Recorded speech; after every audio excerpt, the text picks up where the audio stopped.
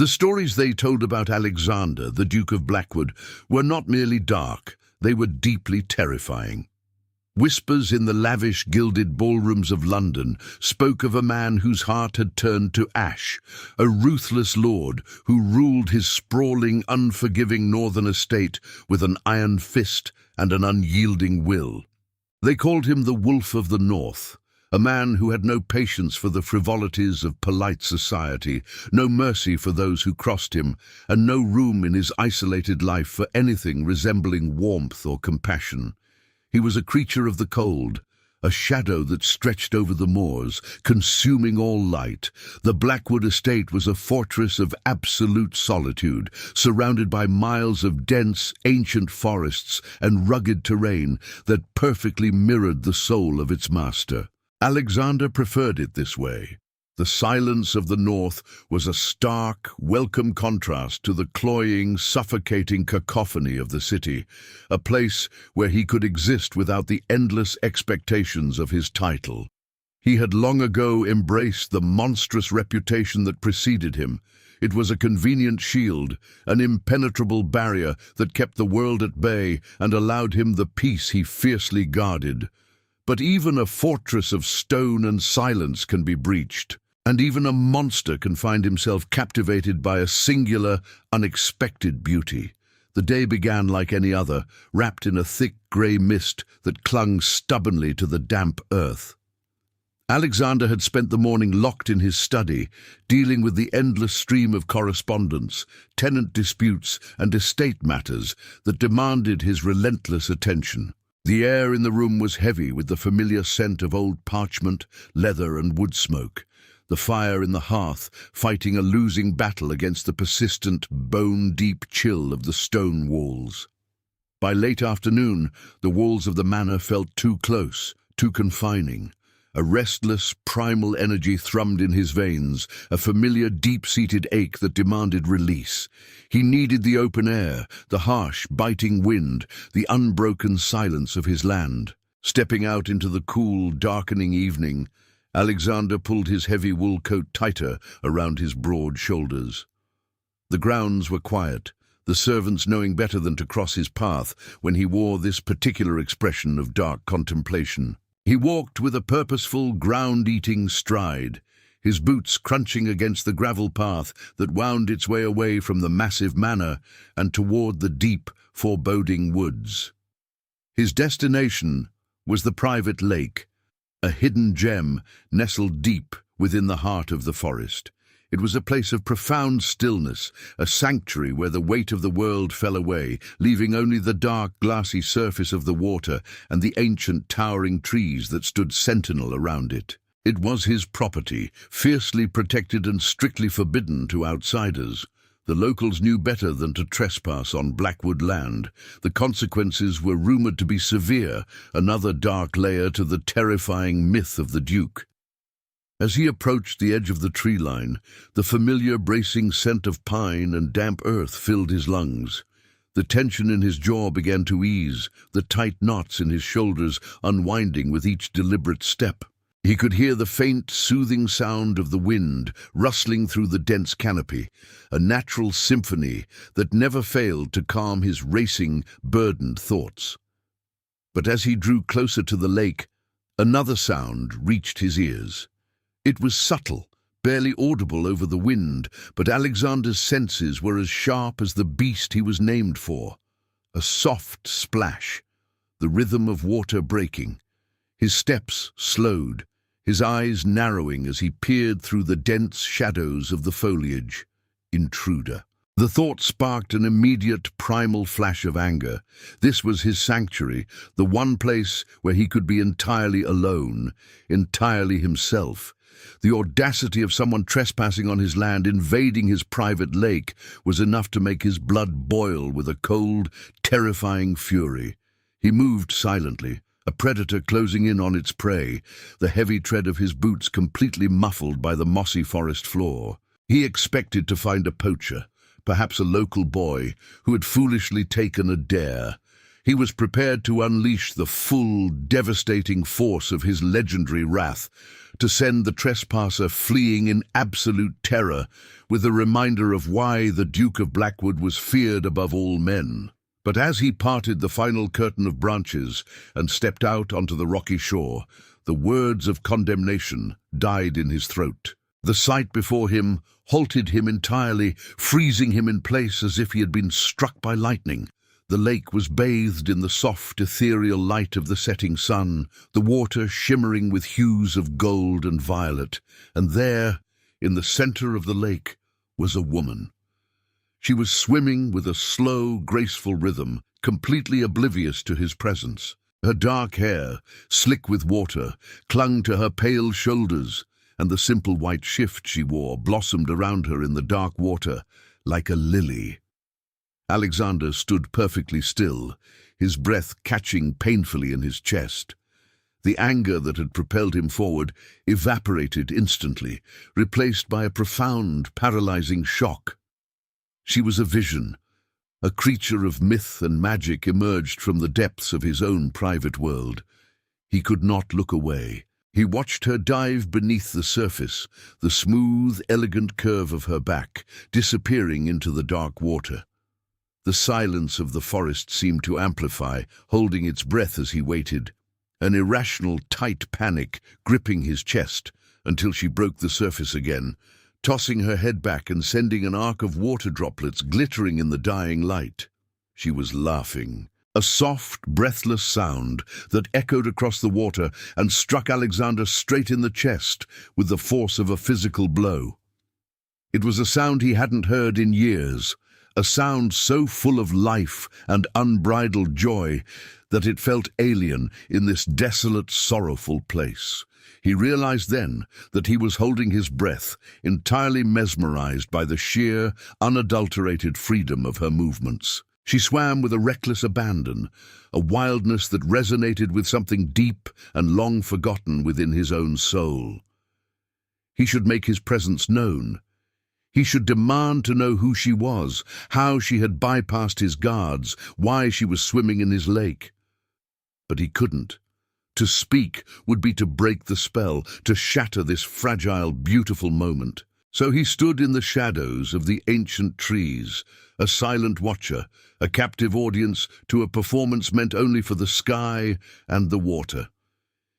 He noted the slender, delicate line of her neck, the beautiful structure of her face when she turned towards the shore, her eyes closed in pure bliss. She wasn't just beautiful, she was mesmerizing, a stark, breathtaking contrast to the harsh, unforgiving landscape that surrounded them. As the sun dipped lower, casting long, twisting shadows across the lake, she began to swim towards the shore, heading for the small wooden dock where she had evidently left her things. Alexander knew he should step back, fade into the woods, and let her leave in peace, but a magnetic, undeniable force held him rooted to the spot. He stepped out from the cover of the trees, his imposing figure casting a long, dark shadow over the rocks. The moment her feet touched the shallow water, she paused, sensing the shift in the air. Her eyes snapped open, locking onto him with terrifying suddenness.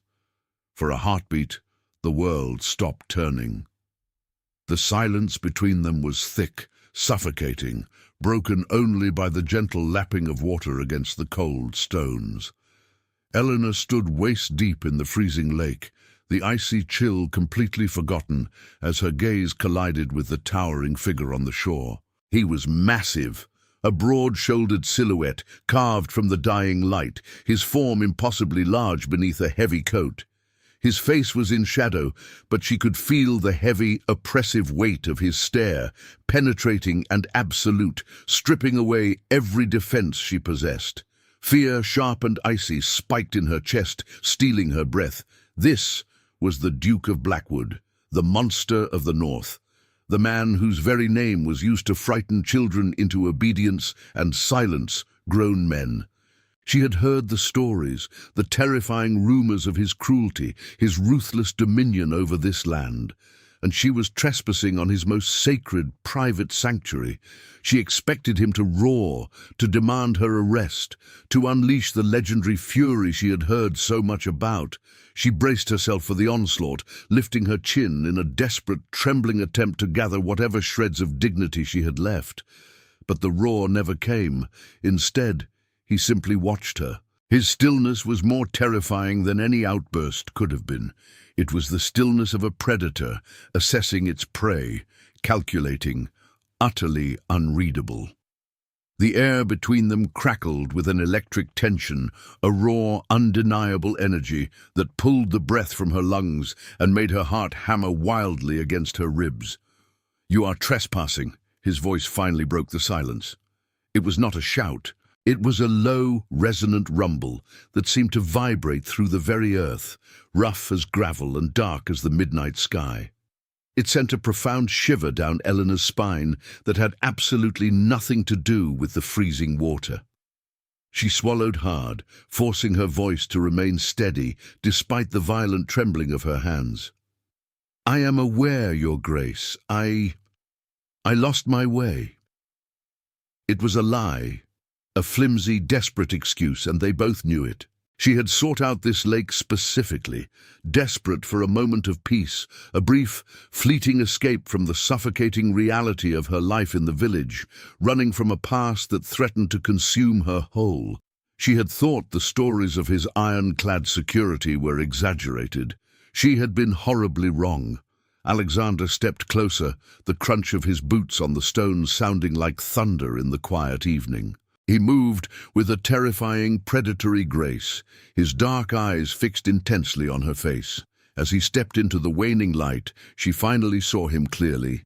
He was ruggedly, devastatingly handsome, his features sharply defined, a strong jaw shadowed by dark stubble. But it was his eyes that held her captive. They were a piercing, turbulent grey, like a violent storm threatening to break over the horizon. And right now, they were fixed on her with an intensity that made her skin burn despite the cold. He stopped at the edge of the water, looming over her. "Lost your way," he repeated softly, the mockery clear in his deep tone. "To my private lake? Behind a 10-foot iron gate and 3 miles of dense forest?" Eleanor refused to look away, her survival instinct demanding she hold her ground. "Perhaps I am uncommonly good at getting lost." A muscle feathered in his jaw, and for a terrifying second she thought she had pushed him too far. The ruthless Duke did not tolerate impudence, but then, to her utter astonishment, the corner of his mouth twitched, a microscopic, fleeting ghost of a smile. It vanished as quickly as it appeared, but it changed everything. The monstrous facade cracked, revealing a glimpse of something intensely human, something deeply compelling beneath the terrifying exterior. "Come out of the water," he commanded, his voice softer this time, but no less authoritative. "You will freeze to death." The sudden shift in his demeanor threw her completely off balance.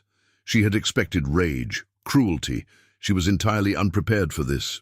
Strange, commanding concern. Suddenly acutely aware of her sheer, clinging shift and the biting cold that was beginning to seep painfully into her bones, she hesitated, wrapping her arms tightly around herself.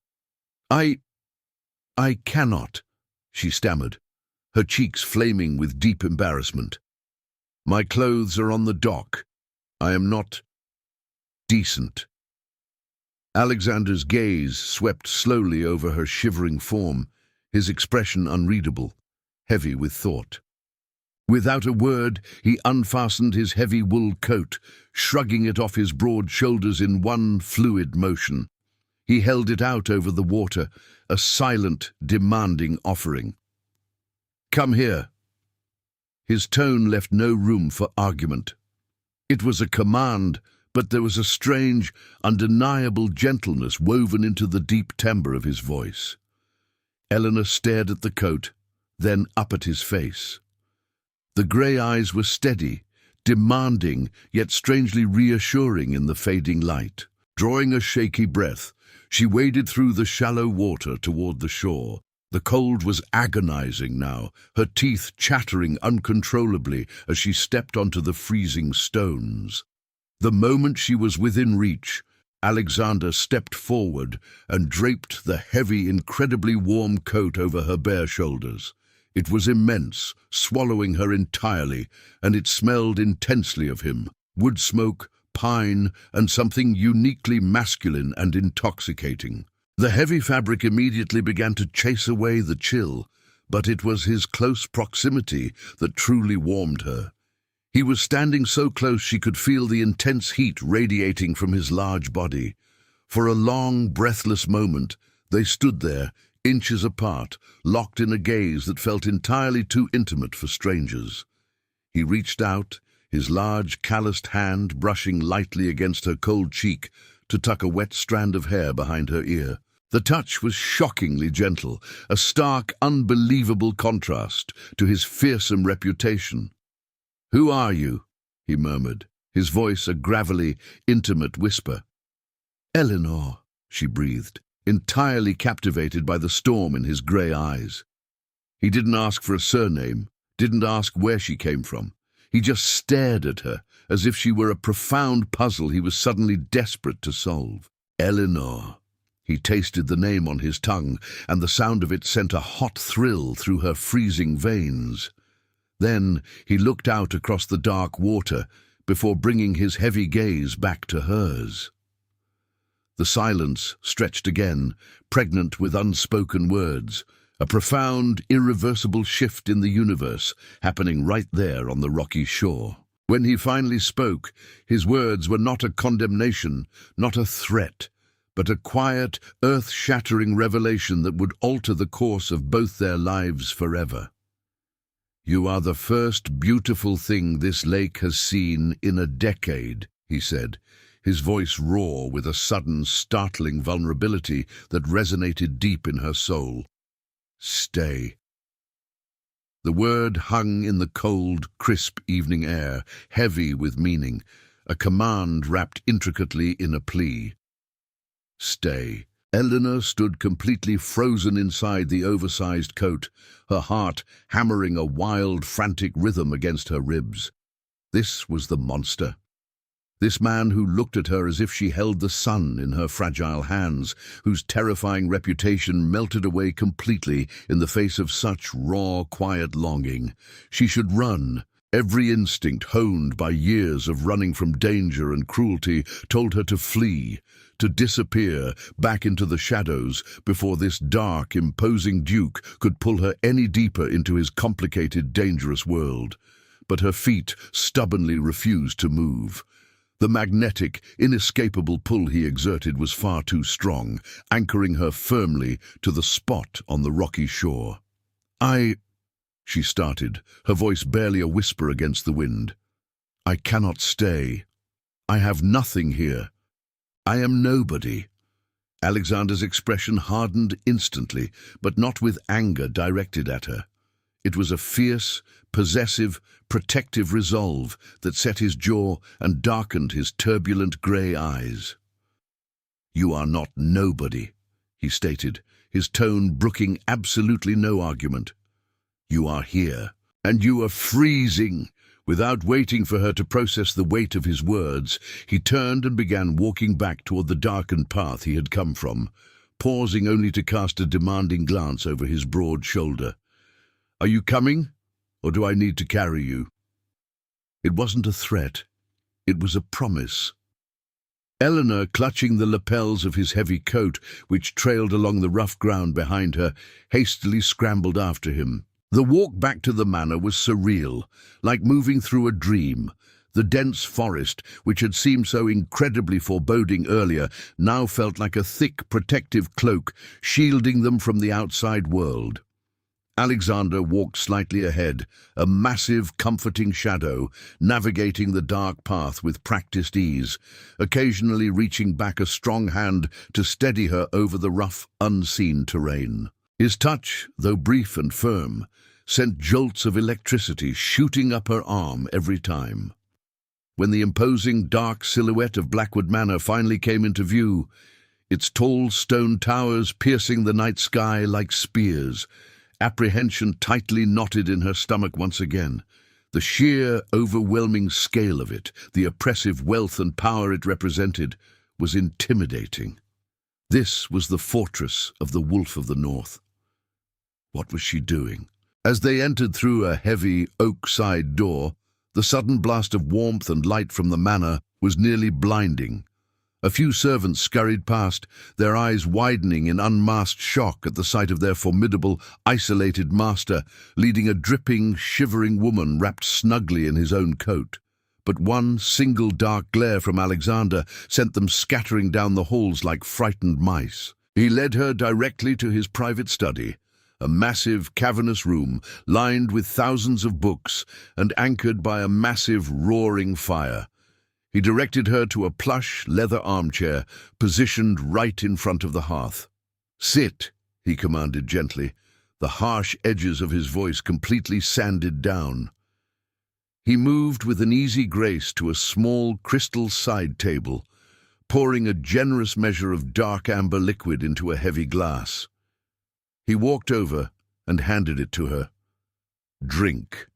It will warm your blood." Eleanor took the glass with trembling, numb hands, the fiery liquid burning a hot path down her throat, settling deep in her stomach with a comforting, steady heat.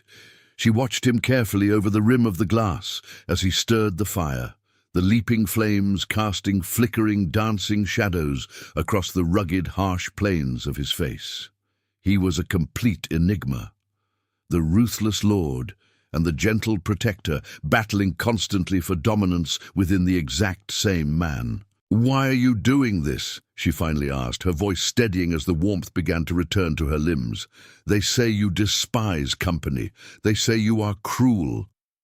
Alexander stopped, leaning his weight on the heavy fire iron, his broad back to her for a long, silent moment. When he slowly turned, his face was a mask of cold resignation. "They say many things. Most of them are entirely true." He walked over and sat deliberately in the chair opposite hers, leaning forward, his elbows resting on his knees, closing the distance between them. "I am not a good man, Eleanor. I have done terrible, unspeakable things to protect what is mine. I have absolutely no patience for the petty games of polite society, for the endless parade of sycophants and liars."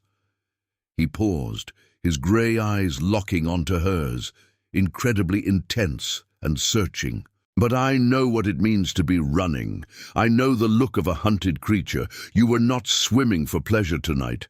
You were swimming to forget, to escape."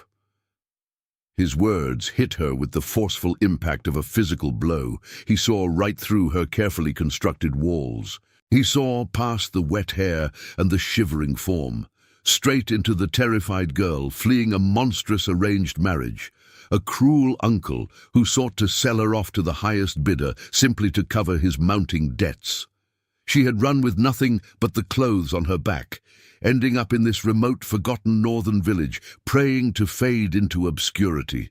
Tears, hot and unbidden, welled rapidly in her eyes. She tried to blink them away, to maintain her brittle facade of strength, but a single tear escaped, charting a path down her pale cheek. Alexander was out of his chair in a heartbeat. He knelt on the floor before her, his large, rough hands gently cupping her face, his thumbs brushing away the moisture with a shocking tenderness. "Do not cry," he murmured, his voice fiercely gentle.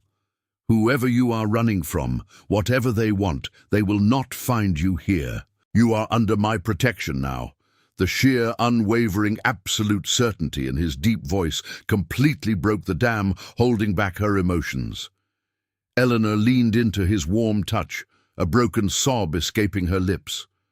For the first time in months, she felt safe, wrapped in the scent and the impossible, undeniable strength of the Wolf of the North. She realized the terrifying truth. The stories were all wrong. He wasn't a monster. He was a shield. And he had just offered himself completely to her.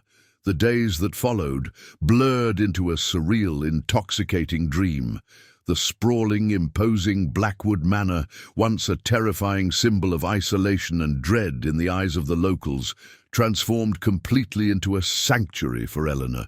True to his solemn word, Alexander enveloped her entirely in his protection, casting a formidable, undeniable shadow over her existence that kept the terrors of her past firmly at bay. He provided her with everything she could possibly need: chambers adorned with heavy, luxurious silks and warm, crackling fires, gowns of deep, rich velvets that felt like a second skin, and a quiet, steadfast presence that slowly, meticulously mended the fractured pieces of her broken spirit. But it was not the breathtaking luxury that anchored her. It was him, the complex, fascinating man behind the terrifying myth. They spent hours together in his vast, quiet library, the silence between them comfortable, deep, and profound. She discovered a man of fierce, unparalleled intelligence and deep, brooding intellect, a man who read philosophy in Greek and understood the intricate, often brutal workings of the world far better than the polished, superficial lords of London. He was demanding, intense, and completely unyielding in his opinions, yet he listened to her. When she spoke, his turbulent grey eyes fixed on her with a focus that was both thrilling and terrifying, making her feel as though she were the only creature breathing in his vast, quiet universe. A slow burn ignited between them, a smouldering, undeniable tension that crackled in the brief brushes of their hands over a shared book, in the lingering, hungry glances across the long dining table, in the heavy, charged silence that followed their late-night debates by the fire. He was careful, almost painfully so, to maintain a respectful distance, deeply aware of the vulnerability of her position.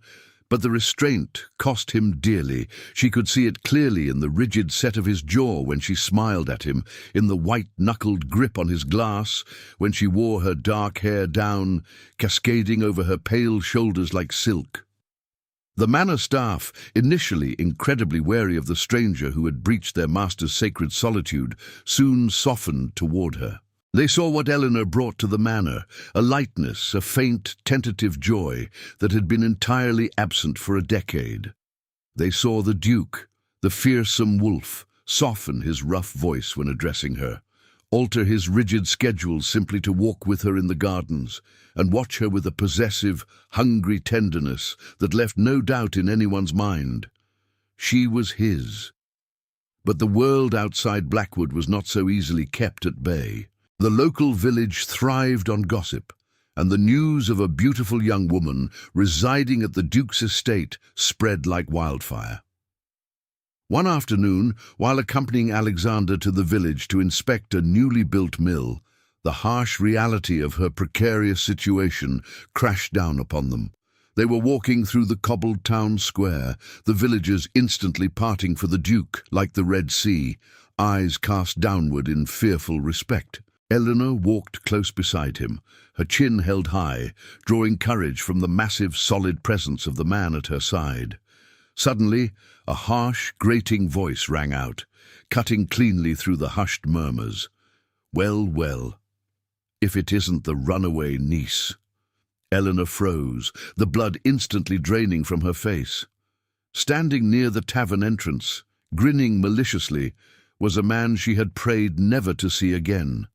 Bartholomew, a ruthless, cruel bounty hunter employed by her uncle. He was a nasty piece of work, with a deeply scarred face and a cruel smile, reeking of stale ale and malicious intent. He stepped directly into their path, completely ignoring the towering figure of the Duke. "Your uncle has been looking everywhere for you, little bird. He's very eager to proceed with the wedding, and he's paying a handsome sum for your return." Panic, cold and sharp, seized her throat. She instinctively took a trembling step back, but a strong, unyielding arm wrapped immediately around her waist, anchoring her firmly to the spot.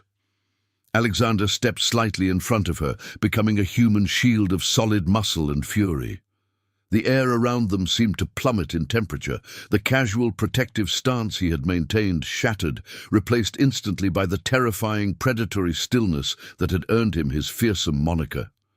He didn't raise his voice. He didn't make a sudden move. He simply looked at Bartholomew, his grey eyes turning as flat and cold as a frozen lake in winter.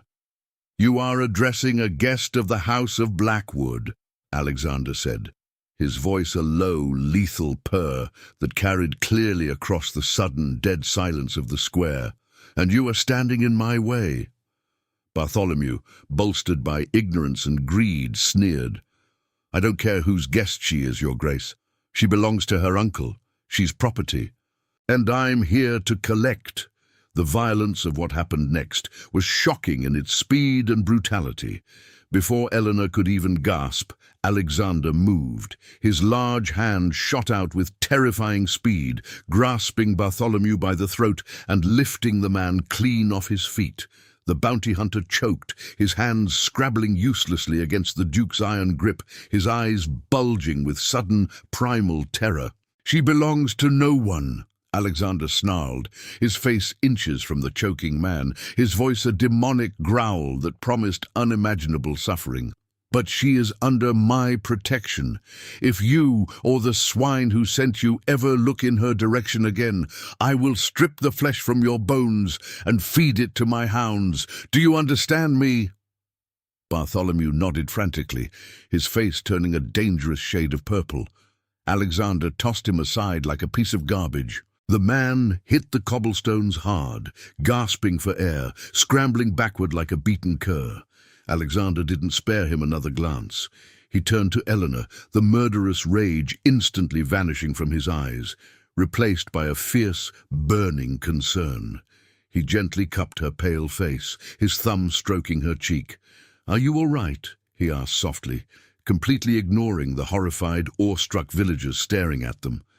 Eleanor, trembling but completely mesmerized, nodded. In that moment, she realized she wasn't just safe. She was worshipped by a monster who would tear the world apart to keep her from harm. The ride back to Blackwood Manor was charged with a heavy, pulsating silence. The carriage rattled loudly over the rutted roads, but inside, the air was thick with adrenaline and a raw, unspoken truth. Eleanor sat across from Alexander, her eyes fixed on his shadowed, tense face. The violence she had just witnessed should have terrified her to her core. It was brutal, primal, a stark visual confirmation of the terrifying legends that surrounded him. He had nearly killed a man in the town square without a second thought, his strength ungodly and absolute. Yet, as she looked at his strong hands, resting calmly on his knees, she felt not a drop of fear, but a profound, overwhelming surge of devotion. Those hands, capable of such ruthless, immediate destruction, were the exact same hands that had gently wrapped a coat around her shivering shoulders, the same hands that turned the delicate pages of a poetry book by the fire, treating her like she was spun glass. He was a monster to the world, yes, but he was her monster, her protector, her unyielding shield against a world that had relentlessly sought to break her. When they arrived back at the manor, Alexander dismissed the staff with a sharp, impatient gesture, leading Eleanor directly into his study. He poured a stiff drink, his movements tight, coiled with a residual dark energy he couldn't quite shake. He stood by the fire, staring intensely into the flames, his back rigid. "He will inform your uncle," Alexander said, his voice flat, devoid of emotion yet carrying a heavy weight. "The bounty hunter. He will run back to London as fast as his horse can carry him and tell him exactly where you are."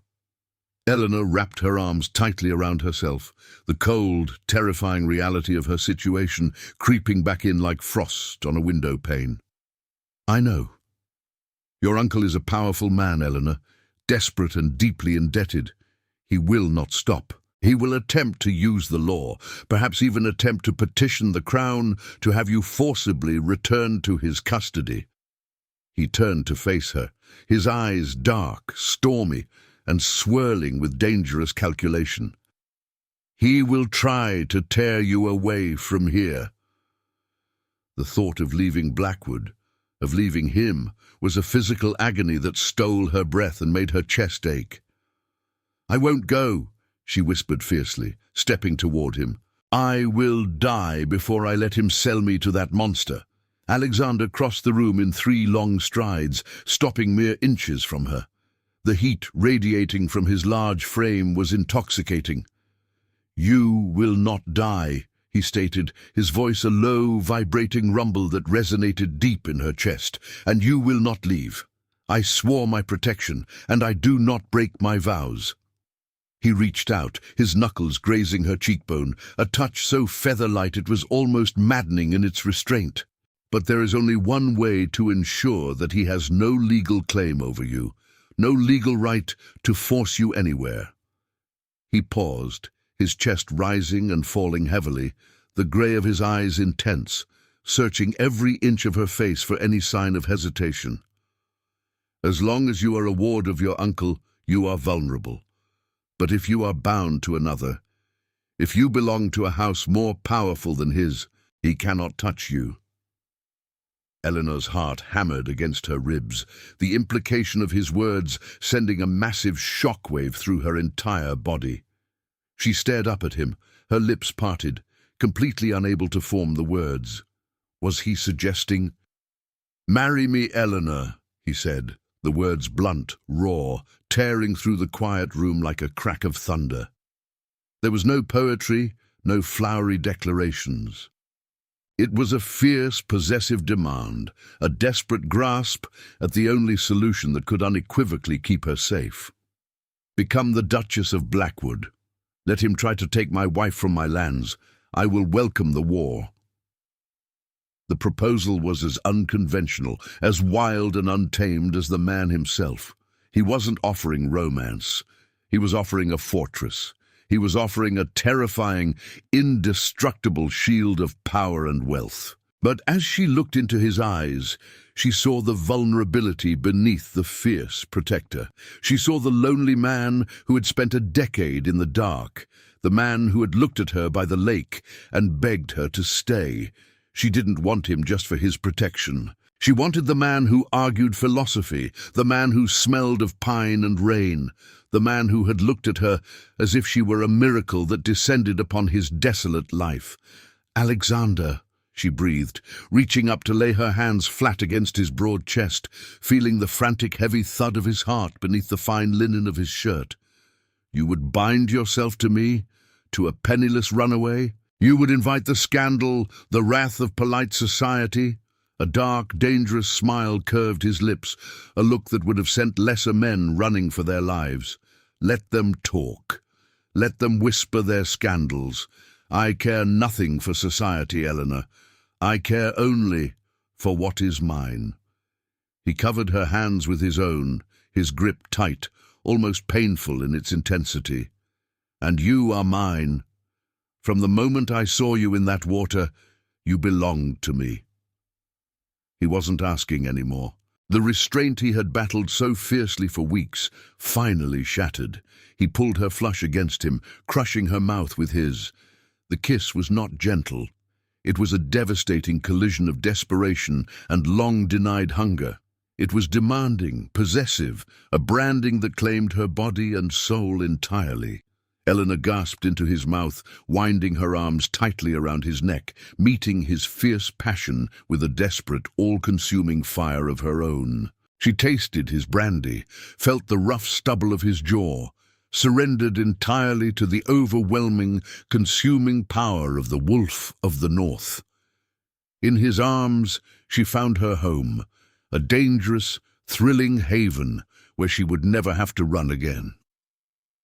The wedding was a quiet, intensely private affair, held in the ancient, crumbling stone chapel on the edge of the sprawling Blackwood estate.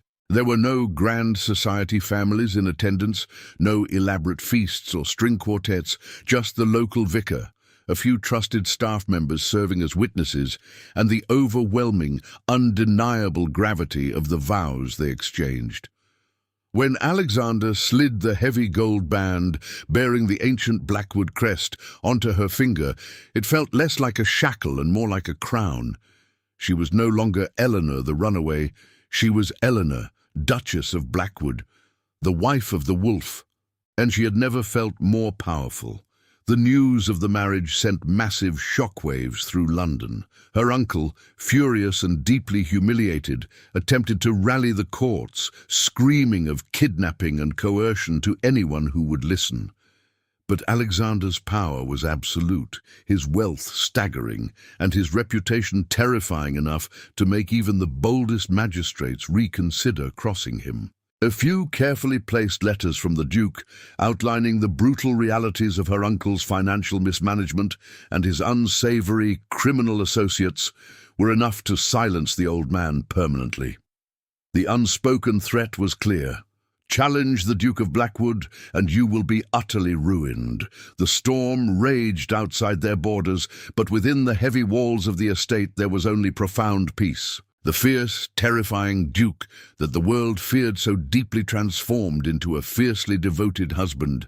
The marriage, born of necessity and protection, blossomed into a profound, all-consuming love. Alexander, who had lived in deep shadows for so long, found his son in Eleanor. He worshipped her with a reverence that often left her entirely breathless. He was demanding and possessive, yes, but he was also tender in ways she never expected. He built a magnificent glass greenhouse for her, filling it with exotic flowers and lush greenery simply because she mentioned missing the gardens of her youth. He spent hours tracing the delicate lines of her face as she slept, as if convincing himself she was real and not just a beautiful phantom conjured by his lonely mind. And Eleanor thrived. She learned to seamlessly manage the vast estate, earning the fierce loyalty of the staff and the villagers, who soon realized that their new duchess possessed a spine of steel wrapped in soft silk. She didn't try to tame the wolf. She understood that his wild, ruthless nature was an intricate part of him, the very part that had saved her life. Instead, she stood beside him, a calm, steady anchor in his turbulent, stormy sea. She was the only one who could quell his legendary tempers with a single soft touch, the only one who dared to argue with him, challenging his sharp intellect and forcing him to see the world beyond his dark walls. Years later, on a crisp, beautiful autumn afternoon, Eleanor found herself walking down the familiar winding path toward the private lake. The leaves were a fiery explosion of red and gold, the air sharp and clean. She moved slightly slower now, her hand resting protectively over the heavy swell of her belly. The child they had long prayed for was due before the winter snows began to fall. She reached the rocky shore, the lake shimmering like a dark mirror reflecting the brilliant, cloudless sky. She stood exactly where she had stood that very first day, wrapped in the powerful memories of freezing water and a man who had changed her world with a single word. She heard the familiar crunch of heavy boots behind her, a warm, incredibly strong arm wrapped around her waist from behind, pulling her back against a solid, familiar chest. Alexander pressed a soft, lingering kiss to her temple, his large hand coming to rest protectively over hers on her stomach. The baby kicked in response, a strong, rhythmic thumping that made the formidable Duke chuckle, a deep, resonant sound that still sent a thrill straight through her. "You shouldn't walk this far alone," he murmured, his voice a low, comforting rumble against her ear, laced with his eternal protective worry. "I'm not alone," she replied softly, leaning back entirely into his embrace, completely surrounded by his strength. "I am on Blackwood land, and I have you." He turned her gently in his arms, his grey eyes, once so incredibly turbulent and cold, now soft and incredibly warm as he looked down at her. He brushed a stray lock of dark hair from her face, his touch exactly as gentle as it had been on that first day when he offered her his coat and his protection. The world outside might still whisper tales of the monster of the north, but Eleanor knew the undeniable truth. She looked up at the man who had offered her sanctuary and found a kingdom, the man who had looked at a desperate, shivering girl and saw his absolute equal. I love you, she whispered, rising on her tiptoes to press her lips to his strong jaw. Alexander's arms tightened around her, holding his entire world firmly against his chest. He looked out over the dark, quiet water of their private lake, his beautiful sanctuary that had unexpectedly brought him his greatest treasure. "And you, my Duchess," he vowed, his voice thick with emotion, "for all my days and all the days after." The wind whispered through the ancient pines, carrying the solemn promise across the water, sealing the legacy of the wolf and the woman who had taught him to love.